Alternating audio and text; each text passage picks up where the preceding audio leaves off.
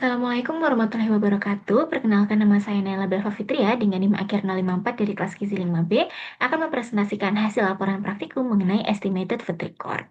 Untuk metode praktikumnya, data asupan makanan dan juga minuman responden diperoleh melalui instrumen Estimated Food Record atau EFR selama 3 hari, yakni pada hari Rabu 17 September, Kamis 18 September, dan juga Sabtu 20 September 2025. Responden diminta untuk mengisi form EFR yang berisikan kolom nama masakan, bahan makanan, teknik pengolahan, waktu makan, keterangan nama brand untuk produk masan, serta jumlah yang dikonsumsi meliputi URT, berat matang, berat mentah, menggunakan alat bantu acuan standar URT dan juga buku foto makanan. Perhitungan energi dan juga zat gizi akan menggunakan sumber dari TKPI, Nutrisurvey 2007, dan juga Nutrition Fact produk kemasan. Hasil perhitungan selanjutnya dianalisis sehingga dapat diketahui tingkat kecukupan gizi pada responden individu maupun pada kelompok. Baik, berikut ini adalah hasil pengisian form individu berinisial SR selama 3 hari pengumpulan data. Nah, selanjutnya ini ada perhitungan kandungan gizi dari setiap asupan makanan dan juga bahan makanan yang diambil pada 3 hari rekapan. Nah, dari rekapan 3 hari tersebut, kemudian kita total dan juga kita hitung rata-ratanya seperti pada tabel di bawah berikut. Nah, rata-rata ini yang nanti akan kita analisis untuk mengetahui tingkat kecukupannya. Nah, yang pertama yaitu untuk tingkat kecukupan energi individu. Di sini kita perlu membandingkan energi intake-nya dengan standarnya, yaitu di sini TEE dari individu, di mana rumusnya BMR dikali physical activity level. Untuk PALNIAS ini saya menggunakan nilai 1,55 yang tergolong moderately active, sehingga didapatkan nilai TEE individu sebesar 2048,28 ini kilokalori seharusnya, mohon maaf. Nah, dari hasil perbandingan energi intake dengan TEE didapatkan persentasenya adalah 49,26% yang dalam cut off UNPG di tabel sebelah kiri ini termasuk dalam kategori defisit berat, di mana hal ini itu akan berdampak pada kurangnya cadangan energi tubuh, menurunnya daya tahan, serta berpotensi memengaruhi status gizi bila berlangsung dalam jangka yang panjang.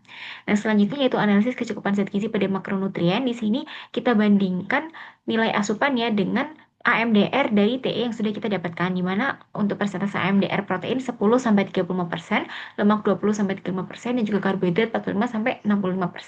Nah, dari tabel tersebut kita dapat mengetahui bahwa ternyata untuk asupan seluruh makronutrien itu termasuk defisit ataupun kurang, di mana hal ini menunjukkan pola konsumsi yang tidak seimbang dalam kebutuhan energi total tubuh, yang jika berlangsung secara terus-menerus dapat berdampak pada ketidakseimbangan status gizi dan juga menurunnya fungsi metabolisme. Adapun pada mikronutrien di tabel bawah itu kita bandingkan asupannya dengan standar dari AKG perempuan berusia 19 sampai 29 tahun, di mana kita tahu bahwa ternyata keseluruhan mikronutriennya itu termasuk interpretasinya defisit atau kurang, kecuali pada natrium yang dia termasuk normal dikarenakan tidak melebihi ambang batas maksimalnya. Nah, risiko defisiensi mikronutrien ini dapat berdampak pada daya tubuh, kesehatan tulang, serta metabolisme zat gizi. Baik, selanjutnya ini ada Goldberg Index, yaitu suatu metode yang digunakan untuk menilai validitas data asupan energi dengan cara membandingkan antara energi yang dilaporkan dengan kebutuhan energi minimal tubuh yang dihitung dari BMR dengan cut-off value-nya, yaitu sekitar 1,1 sampai 2,5 pada individu dan juga sekitar 1,35 sampai 2,4 pada kelompok. Nah, di sini saya menggunakan Goldberg Index untuk individu, di mana kita tahu hasil perbandingan energi intake dengan BMR yang sudah diperoleh sebelumnya itu diketahui nilainya 0,76. Hal ini di bawah dari cut off yaitu 1,1 sehingga termasuk dalam kategori underreporting.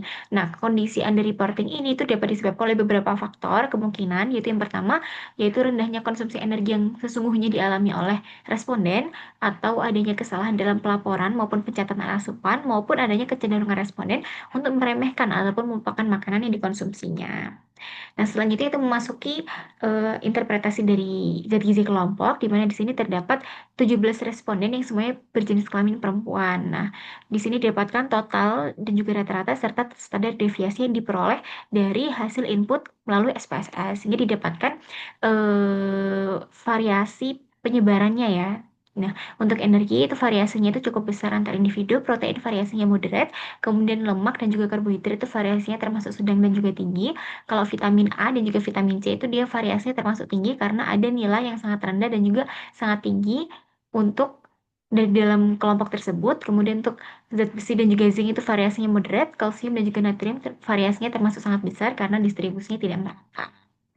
Nah, selanjutnya kita dapat menganalisis kebutuhan makronutrien dan juga mikronutriennya. Untuk makronutriennya ini dibandingkan dengan kelompok AKG perempuan berusia 19 sampai 29 tahun dengan menggunakan AMDR juga.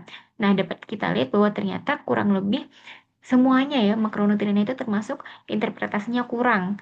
dari energi, protein, lemak, dan juga karbohidrat. Di mana hal ini menegaskan bahwa konsumsi responden belum mampu memenuhi kebutuhan gizi yang optimal, yang mencerminkan kecenderungan kelompok untuk mengalami ketidakseimbangan energi dan juga risiko gangguan metabolisme jika pola makan ini terus berlanjut. Adapun dari sisi mikronutrien itu tuh asupannya tuh kurang pada vitamin A, vitamin C, zinc, dan juga kalsium, sedangkan untuk zat besinya berlebih. Untuk natriumnya sendiri itu termasuk dalam kategori normal atau tidak berlebih karena tidak melebihi ambang batasnya. Nah, untuk asupan Fe yang berlebih ini itu tuh hanya dari segi asupannya, tetapi untuk penyerapannya itu di dalam tubuh itu akan bergantung karena tubuh mempunyai mekanisme di mana jika eh, Fe di dalam tubuh itu banyak, maka penyerapannya akan sedikit, begitupun sebaliknya. Nah, selanjutnya ini ada evaluasi metode dari EFR. Untuk kelebihannya yang pertama, dia memberikan data konsumtif kuantitatif yang detail. Yang kedua, bersifat prospektif sehingga lebih akurat dan juga minim bias ingatan. Yang ketiga, memungkinkan analisis pola makan yang lebih lengkap dan juga kontekstual. Yang keempat, data lebih valid jika dilakukan beberapa hari berturut-turut jika dibandingkan dengan 24-hour recall. Yang kelima, bermanfaat untuk penelitian epidemiologi gizi, konseling, dan juga program edukasi gizi.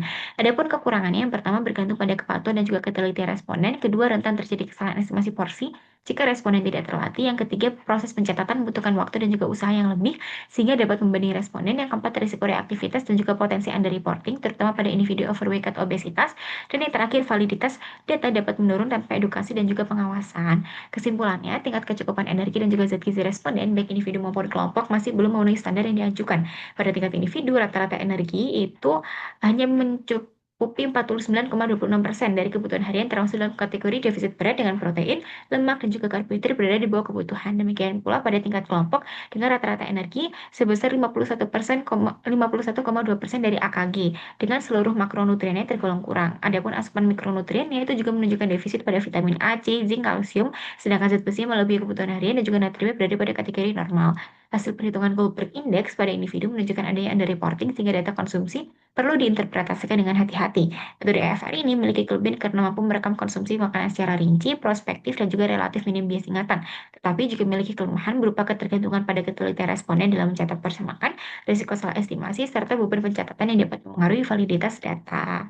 Nah, saran yang dapat diberikan, yang pertama, responden, baik pada individu maupun kelompok, sebaiknya meningkatkan konsumsi pangan bergizi seimbang, terutama sumber karbohidrat kompleks, protein hewani atau nabati, buah, dan juga sayur, untuk memenuhi kebutuhan energi dan juga vitamin mineral yang masih kurang. Yang kedua, dalam pelaksanaan estimated food record diperlukan edukasi dan juga pelatihan penggunaan ORT maupun buku foto makanan agar estimasi porsi lebih akurat sekaligus mengurangi risiko underreporting. Yang ketiga, pendampingan lebih intensif sebaiknya dilakukan pada praktikum selanjutnya agar pencatatan data dapat konsisten sehingga hasil yang diperoleh lebih valid dan juga dapat menggambarkan pola konsumsi responden dengan lebih tepat. Baik, sekian penjelasan dari saya. Kurang lebihnya mohon maaf apabila ada kesalahan kata dan perbuatan. Terima kasih sudah mendengarkan penjelasan dari saya. Wassalamualaikum warahmatullahi wabarakatuh.